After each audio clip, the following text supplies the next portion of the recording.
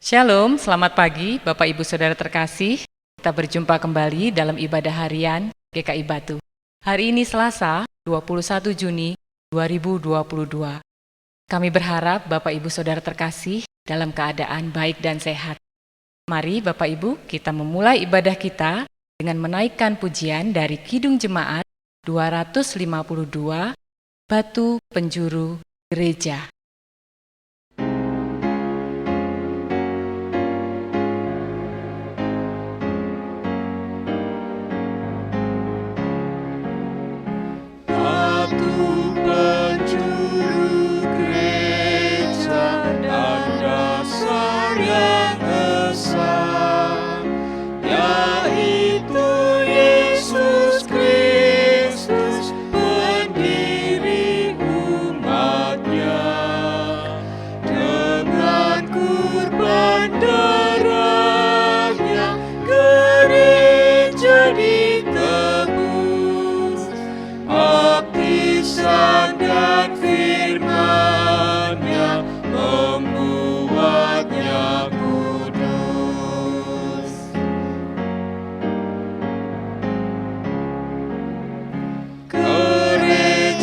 Takkan punah selama-lamanya, dibimbing tangan Tuhan, dibela kasih-Nya, ditantang pengkhianat dan banyak musuhnya.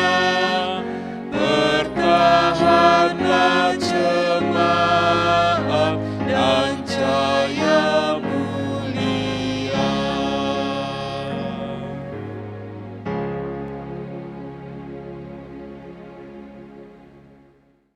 Mari kita satu dalam doa.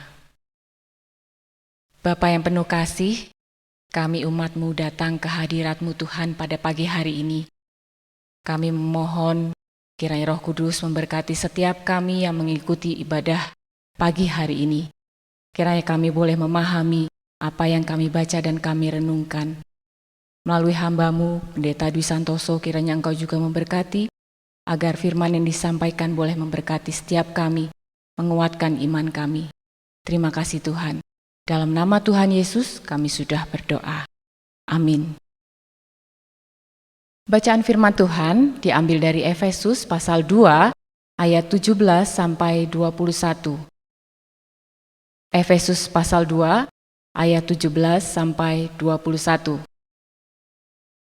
Ia datang dan memberitakan damai sejahtera kepada kamu yang jauh dan damai sejahtera kepada mereka yang dekat. Karena oleh Dia kita kedua pihak dalam satu roh beroleh jalan masuk kepada Bapa. Demikianlah kamu bukan lagi orang asing dan pendatang, melainkan kawan sewarga dari orang-orang kudus dan anggota-anggota keluarga Allah, yang dibangun di atas dasar para rasul dan para nabi, dengan Kristus Yesus sebagai batu penjuru.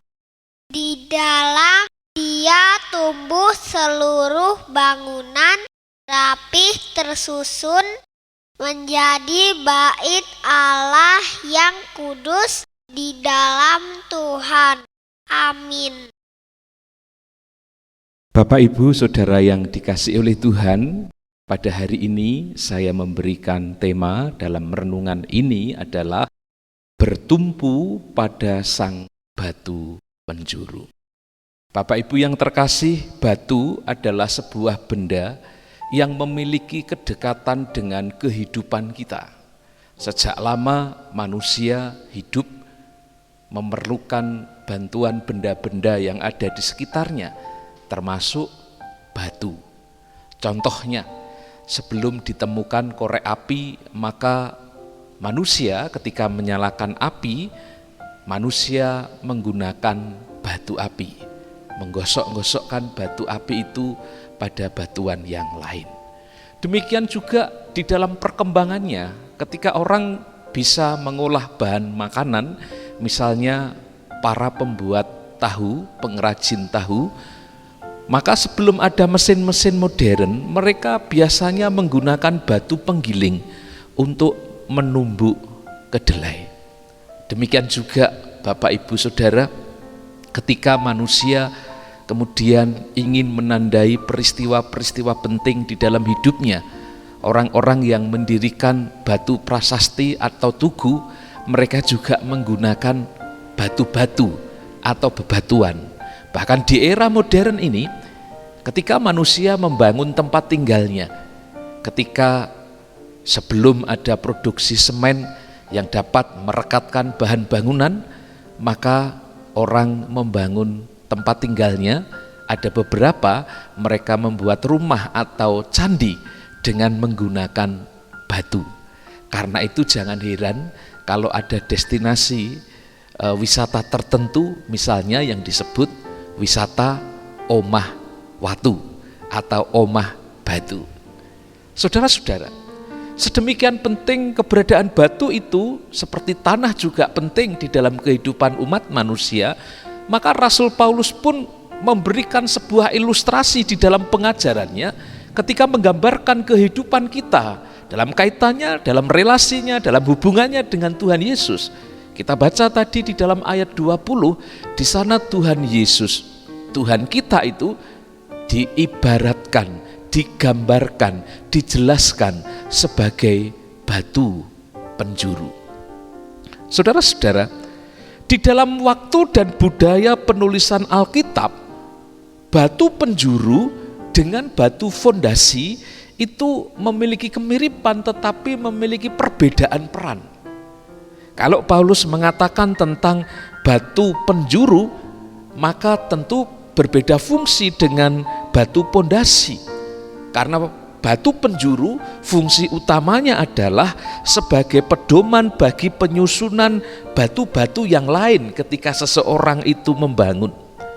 Batu penjuru atau cornerstone akan menjadi pedoman, patokan, panutan untuk menentukan arah penyusunan bahan bangunan yang lain termasuk batu-batu itu.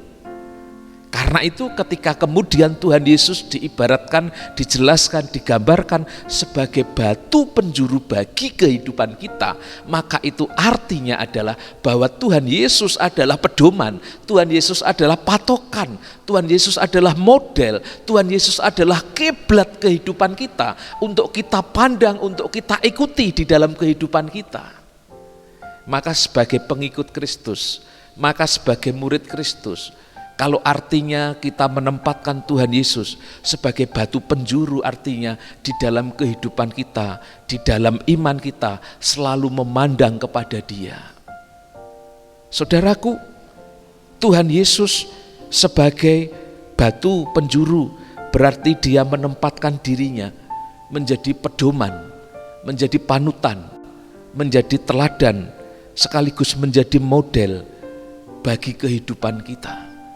Dan tentu kalau kemudian Rasul Paulus juga mengibaratkan kehidupan kita seperti bahan-bahan bangunan itu, seperti batu-batu itu yang kemudian disusun untuk menjadi bangunan, maka tentu kita tidak bisa menyusun diri kita sendiri. Kita memerlukan si tukang yang ahli menyusun, tukang bangunan itu yang membangun kehidupan kita, yang kita percayai bahwa Dia itu adalah Sang Bapa sendiri, yang menyusun, yang membangun, yang membentuk kehidupan kita seturut dengan keinginannya, seturut dengan gambarnya, plannya, rencananya untuk kehidupan kita. Maka sama seperti bahan bangunan itu Bapak Ibu, sama seperti batu-batu itu yang terkadang bentuknya tidak karuan. Hidup kita mungkin juga bentuknya tidak karuan. Kadang mungkin tidak simetris, tidak indah, tidak bagus. Maka seperti bahan-bahan bangunan itu dibentuk, dan ketika dibentuk itu perlu proses, maka kita pun perlu menyerahkan diri kita kepada Tuhan untuk dibentuk sesuai dengan keinginan Tuhan.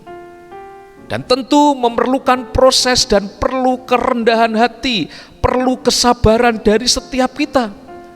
Barangkali di dalam kehidupan kita selama ini kita menonjol, menutupi batu yang lain, karena itu mungkin perlu dikepras. Barangkali kehidupan kita sebagai batu, mungkin kita jenis batu yang runcing, yang dapat melukai batu-batu yang lain. Maka batu yang runcing itu perlu dilembutkan. Barangkali kita seperti batu dan keberadaan kita mungkin seperti batu yang kasar, yang menyakiti orang lain. Atau barangkali kita sebagai batu seperti batu yang rapuh, yang bisa menimpa dan menjadi beban bagi batu yang lain, orang lain. Karena itu sekali lagi, kita perlu menyerahkan diri kita untuk benar-benar rela dibentuk oleh Tuhan, oleh Bapa, Sang tukang bangunan itu, Sang arsitek kehidupan itu.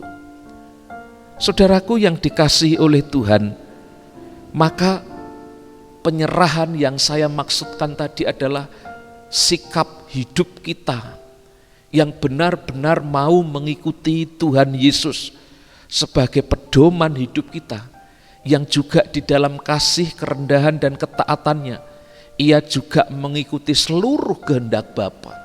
Dan kita lihat hasilnya, apa yang ia karyakan membuat kehidupan ini menjadi begitu indah.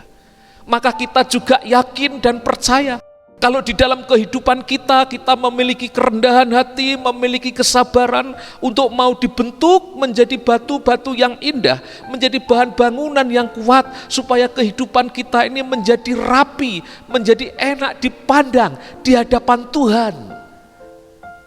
Tentu kita sebagai batu-batu yang mengikuti model kita, yaitu Tuhan Yesus, maka sekali lagi kehidupan kita ini perlu diserahkan secara total kepada Tuhan, supaya melalui kehidupan kita bukan hanya bermakna, bukan hanya berguna, tetapi juga menjadi kesenangan bagi Tuhan. Bapak Ibu Saudara yang terkasih, Tuhan Yesus sebagai batu penjuru bukan batu yang mati, tetapi dia batu hidup.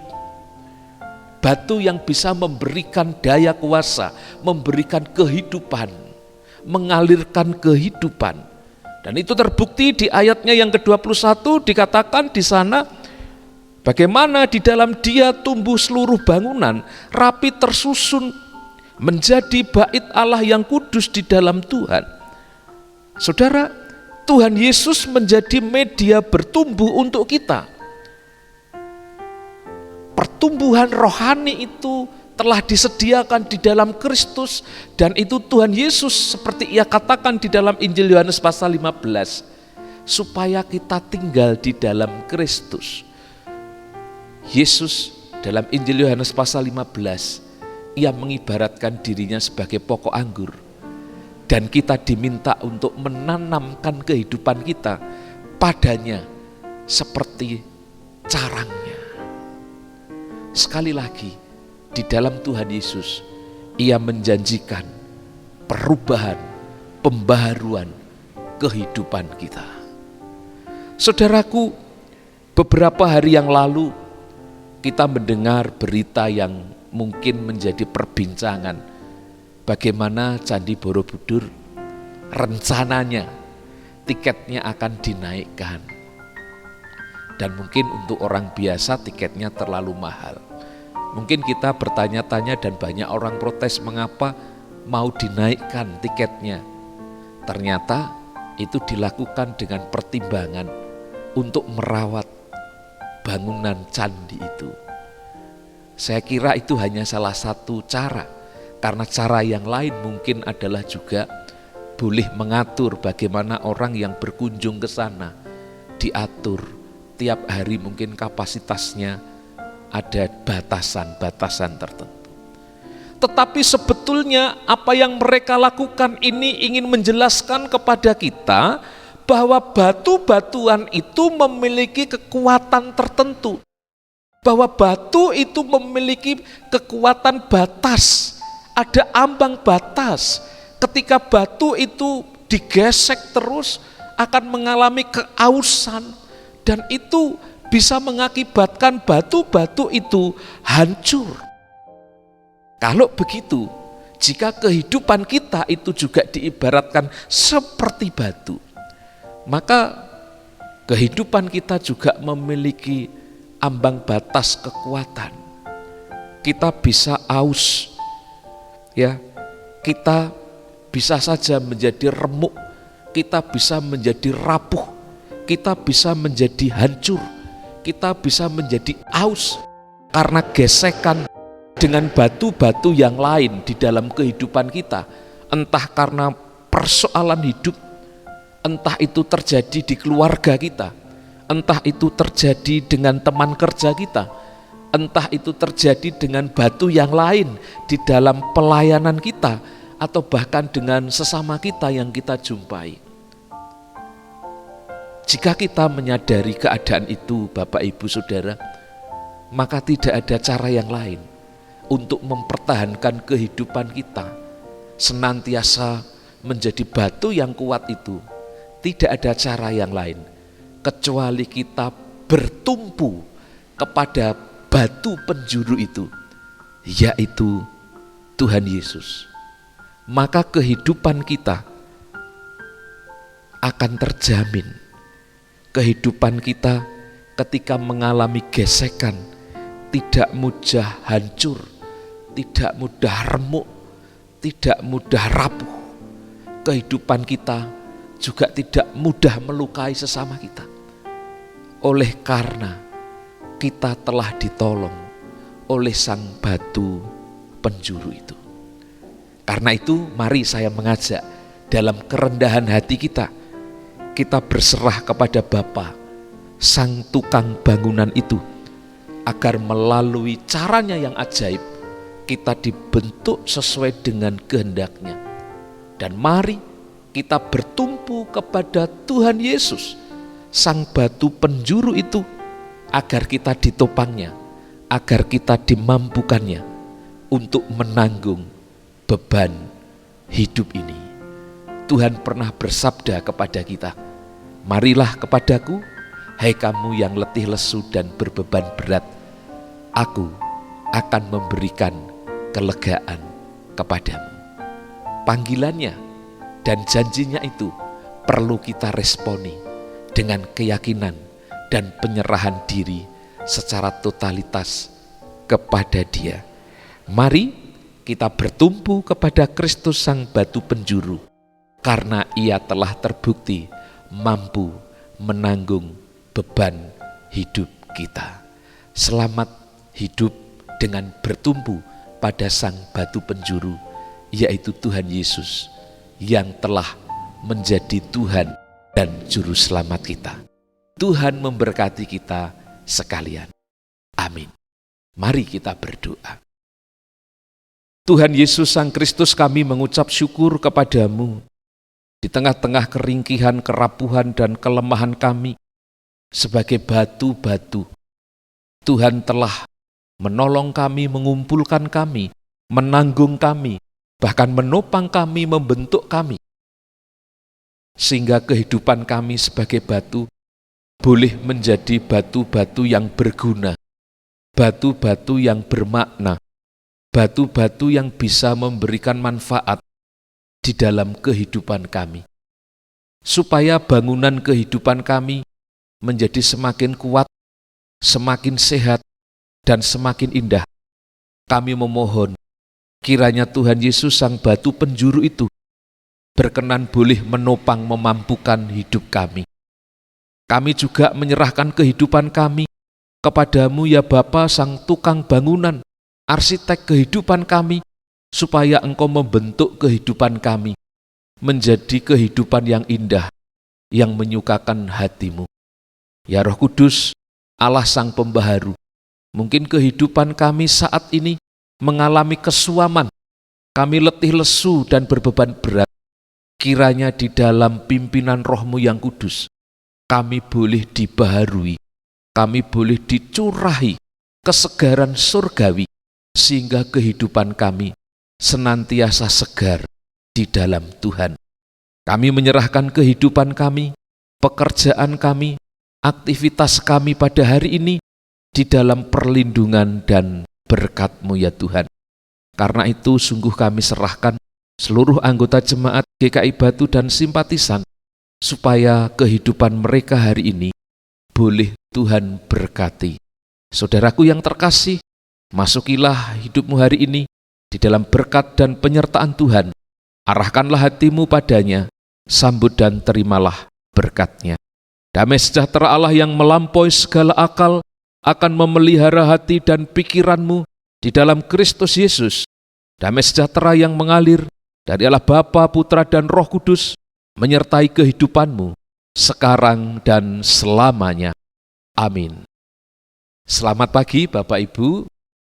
Tuhan memberkati kita sekalian. Salam sehat. Shalom.